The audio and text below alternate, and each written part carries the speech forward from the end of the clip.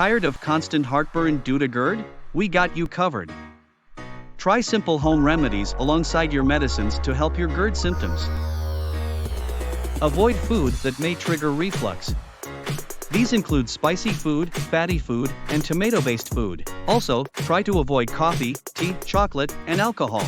Eat slowly, don't take large meals at once, rather, eat smaller meals frequently. Also, try to reduce your stress, especially before eating. Do not go to bed immediately after your dinner.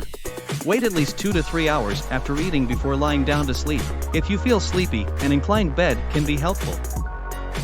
Lose weight. If you are overweight, work to get that fat burning down.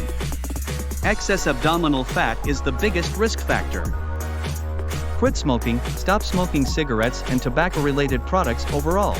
It is also one of the biggest risk factors for esophageal cancer, which is one of the complications of GERD.